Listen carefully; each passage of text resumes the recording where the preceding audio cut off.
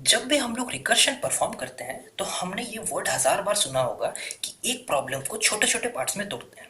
ठीक है, ये छोटा पार्ट दिखता कैसा है भाई, होता क्या है ये छोटा पार्ट? ये क्वेश्चन के थ्रू मैं आपको विजुअली भी दिखाने वाला हूँ कि ये जो छोटे छोटे सब पार्ट्स होते हैं ना, ये कैसे होते हैं, ये क्या होते हैं।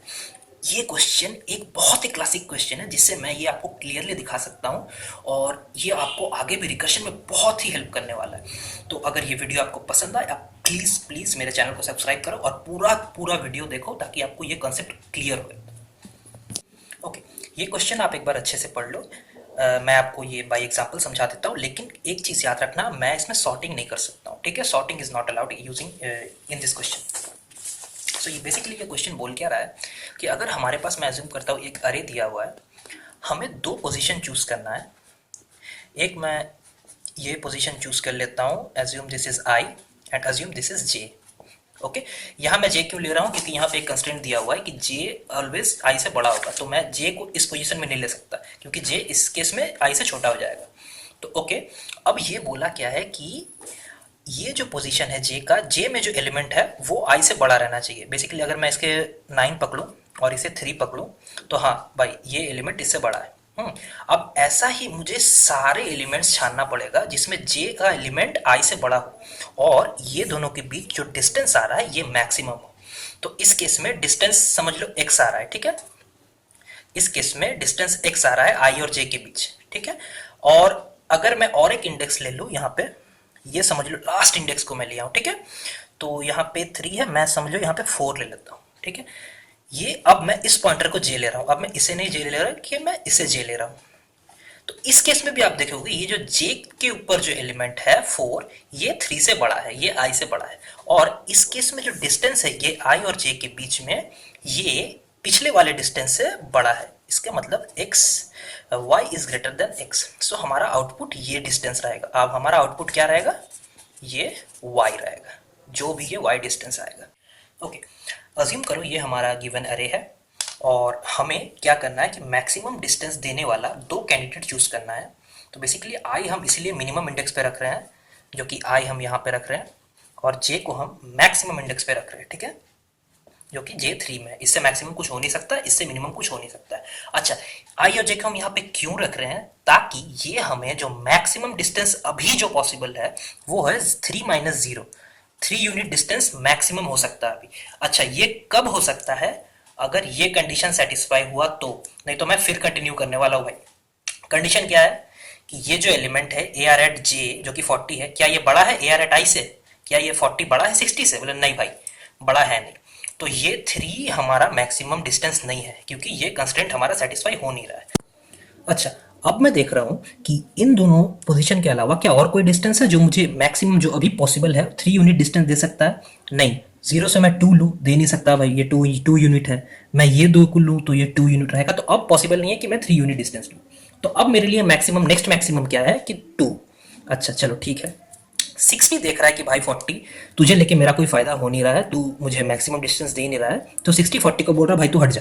ठीक है, तो अब 60 ये 3 एलिमेंट को लेगा और देखेगा कि भाई मैक्सिमम डिस्टेंस क्या दे रहा है तू मुझे। ठीक है, ये देखो 60 20 और 10 आ जाएगा। अच्छा ठीक है, अब बताओ ये 3 एलिमेंट मैं किस लिए ले रहा हूं? क्योंकि आप देख सकते हो मेरा नेक्स्ट मैक्सिमम डिस्टेंस जो मैं मुझे मिल सकता है वो है 2। ये 2 से लेके 0 तक का कैंडिडेट है, ये 2 माइनस 0 मुझे 2 डिस्टेंस दे सकता है। ठीक है, अच्छा और कोई पोजीशन जो मुझे 2 डिस्टेंस दे सकता है वो है 1 से लेके 3, इजंट इट? 3 minus 1 is 2। अच्छा ठीक है, मैं इसे लिख लेता हूँ, 1 से लेके 3 तक का एलिमेंट मैं लिख रहा हूँ। ठीक है, 1 में क्या है 20 10 और 40, जैसा एलिमेंट था मैंने वैसा लिख दिया। ठीक है, 1 से लेके 3 तक। अच्छा, ये क्यों हुआ? जैसे 60 ने बोला 40 भाई तू हट जा, तू एक्सक्लूड हो जा, ताकि मैं इन तीनों में ढूंढ सकूं, तो सिमिलरली 40 भी बोल रहा है कि भाई तुझे लेके भी मेरा कोई फायदा हो नहीं रहा है क्योंकि हम लोग दोनों 3 यूनिट था मेरा डिस्टेंस और ये प्रॉपर्टी हो नहीं रहा है इसमें। तो 40 भी 60 को बोल रहा भाई तू अब एक्सक्लूड हो जा ताकि मैं ये जो रिमेनिंग एलिमेंट है इसमें ढूंढ सकूं। तो इसीलिए ये 3 एलिमेंट यहाँ पे कॉपी हुआ है, आप इसे कैसे भी समझ लो। ठीक है, तो इसलिए मैं यहाँ पे ये 3 एलिमेंट लिया हूँ। फिर से मैं क्या करूंगा, अच्छा ये दोनों रिकर्सिव कॉल है। ठीक है, रिकर्सिव हमेशा डीएफएस ट्रैवर्सल होता है, मैं जस्ट आपके समझने के लिए ये बीएफएस में दिखा रहा हूँ, इससे कंफ्यूज मत होना। तो फिर से मैं क्या करूंगा, इन दोनों केस के लिए सेम टू सेम आई को मैं जो मिनिमम इंडेक्स है, अच्छा ये मैं इंडेक्स सेम रहेगा, ठीक है, इंडेक्स चेंज नहीं हो रहा, 60 का जो इंडेक्स है वही रहेगा 1 2, सिमिलरली यहाँ पे 1 2 एंड 3। अच्छा, अब हमारा प्रॉब्लम टूट चुका है, ठीक है, एक ही एलिमेंट टूटा है, जैसे यहाँ पे 40 हट गया है, मेरे पास सिर्फ इतना बचा है, टूटा है, लेकिन फिर भी मैं दिखा रहा हूं आपको कि देखो ये टूटने के बाद कुछ ऐसा दिख रहा है।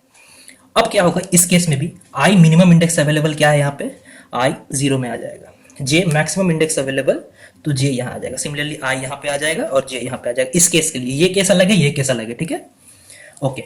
फिर से मैं सेम टू सेम चीज करने वाला हूं, मैं देख रहा हूं यहाँ पे क्या अरे का जे 10 क्या ये आई से बड़ा है, 60 से बड़ा है, 10 60 से बड़ा नहीं है, ठीक है, तो मैं फिर सेम चीज करूंगा, क्या करूंगा, फिर से यहां से 2 ब्रांचेस निकाल दूंगा मैं, ठीक है, एक बार में ये 10 को एक्सक्लूड कर दूंगा, 60 और 20 लिख लूंगा यहाँ पे,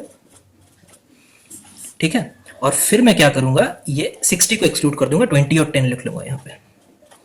अच्छा ठीक है, अब मैं ये क्यों लिख रहा हूं भाई, देखो ये कंडीशन बता रहा है कि मुझे भाई इस ब्रांच से 2 लेंथ का डिस्टेंस नहीं मिलने वाला है, क्योंकि ये कंडीशन सेटिस्फाई हो नहीं रहा है, तो 2 के बाद मुझे जो नेक्स्ट मैक्सिमम डिस्टेंस मिल सकता है वो 1 है।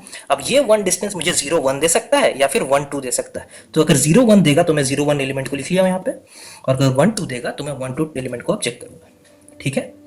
सिमिलरली यहाँ पे भी अगर मैं देखूँ, अच्छा यहाँ पे मजा आने वाला है, यहाँ पे क्या होगा कि अगर मैं देखूं, अच्छा मैं फिर से बता रहा हूं ये चलेगा ऐसे, ठीक है, रिकर्सिव ट्रैवर्सल ऐसे होता है, ठीक है, इट गोज लाइक दिस, ये कंप्लीट होने के बाद ही मैं यहां पे आऊंगा, जस्ट आपको दिखाने के लिए मैं ये एक्सप्लेन कर रहा हूं अभी, ठीक है।